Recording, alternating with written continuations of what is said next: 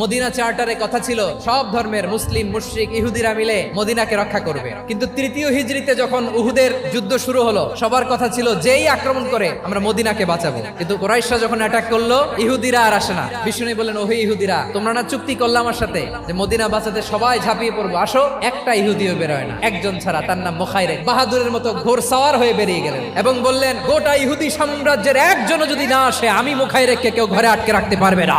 বেরিয়ে আসলেন, এসে বললেন, আমি মুহাম্মদের পক্ষে যুদ্ধ করব। আমি মারা গেলে আমার সম্পদ আমার উত্তরাধিকারীরা পাবে না, আমার সম্পদ তোমরা মুহাম্মদকে দিয়ে দিবা। সুবহানাল্লাহ বলেন। উহুদের ময়দানে 70 জন মুসলমান শহীদ হলো। এই ইহুদি সেও মুসলমানের পক্ষে যুদ্ধ করে নিহত হলো। মুসলিমদের লাশের পাশে মুখাইরিকের লাশ দেখে বিশ্বনবী মুখাইরিকের প্রতি অনেক খুশি হলেন। আর বিশ্বনবী খুশি হয়ে বললেন, মুখাইরিক, যদিও তুমি ইহুদি, তারপরে তুমি সব ইহুদিদের মধ্যে সেরা ইহুদি। পড়েন সুবহানাল্লাহ। আমার নবী ইহুদিকেও সম্মান দিতে কার্পণ্য করে নাই। আওয়াজ করে বলেন আল্লাহু আকবার।